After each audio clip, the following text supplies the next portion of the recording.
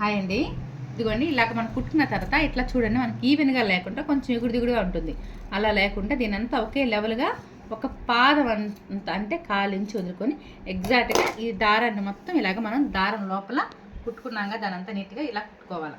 కుట్టుకున్న తర్వాత ఈ బ్యాక్ సైడ్ చెప్తాను ఫస్ట్, మళ్ళీ చెప్తాను ఫ్రంట్. బ్యాక్ సైడ్ ఎందుకు చెప్తానన్నానంటే బ్యాక్ సైడ్ ఎక్కువ మా వాళ్ళకి కంప్లైంట్ వచ్చేది. బ్యాక్ సైడ్ పెట్టుకున్న తర్వాత ఇదిగోండి ఇటు సైడ్ దారం వచ్చింది కదా, ఇది ఇటు సైడ్ పెట్టుకోవాలి.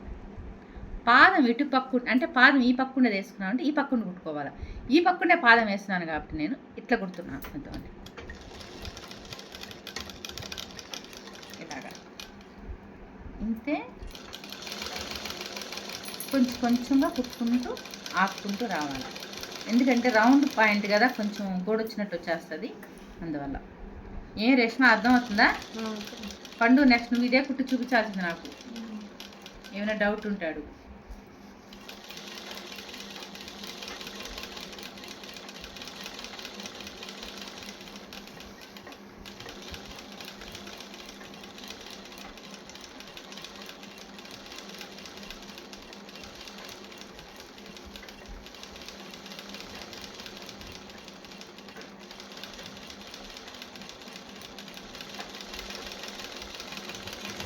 ఇలాగా అయిపోయింది కదా, దీన్ని ఇట్లాగా కట్ చేసుకొని ఇది మెయిన్ పార్ట్ ఏదైతే ఉందో దాని పైకి పెట్టుకొని మనం ఇది కుట్టుకున్నది ఎప్పుడు కూడా లోపలికి వెళ్ళిపోవాలి. ఇదిగోండి ఇలాగా బాల్ వేసుకున్నట్టుగా, అంటే మనకు కుట్టుకున్నది పైకి పెట్టుకోకుండా మధ్యలోకి వేసేయాలన్నమాట. పెట్టుకున్న తర్వాత ఇప్పుడు కదలకుండా కావాలంటే మీ దగ్గర గుండు పిన్నులు చెప్పాను కదా నేను మీకు స్లిప్ చెప్పినప్పుడు ఏమేమి కావాలనేసి, ఆ గుండు పిన్నులు కానీ సెట్ చేసుకోండి. చేసుకొని మళ్ళీ ఈ కుట్టు వచ్చింది కదా, ఈ కుట్టు పైన ఎగ్జాక్ట్గా రావాలి.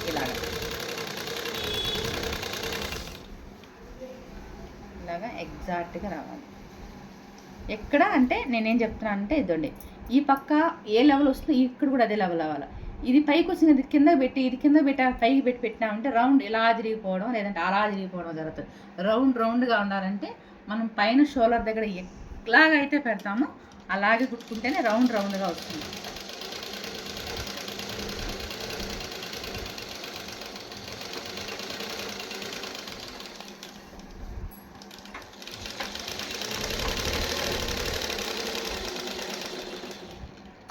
అయిపోయిందా? ఇప్పుడు మనం ఎగ్జాక్ట్గా ఈ రౌండ్ లోపల కట్ చేసుకునేసి 2 చెక్కాలు పెట్టుకున్నాను.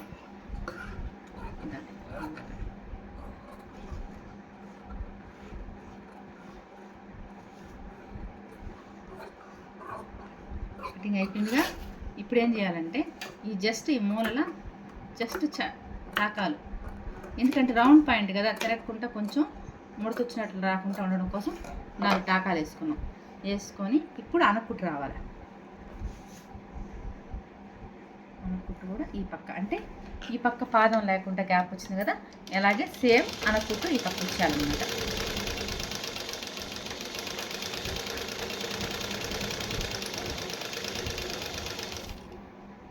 అలాగా నీట్గా అనకుట్లాగా కొంచెం కూడా అటు ఇటు లేకుండా వచ్చేయాలి.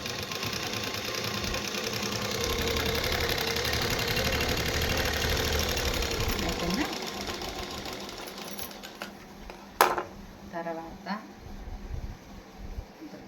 ఈ పక్క నుండి ఇప్పుడు ఈ పక్క గ్యాప్ వచ్చింది కదా, ముందు దాకా మనం ఏం చేసాము, ఈ పక్క నుండి కుట్టుకుంటూ వచ్చినాం. ఇప్పుడు మాత్రం ఈ పక్క నుండి కుట్టుకుంటూ వస్తున్నాము. దారం అయిపోయినట్టుంది. చూసారా ఎంత నీట్ ఫినిషింగ్ వచ్చిందో. థ్రెడ్ దారం అయిపోయింది కానీ చూడండి ఎంత నీట్ కుట్టినామంటే, సైడ్ కుట్టు వచ్చిందంటే ఎంత నీట్గా వస్తుందో.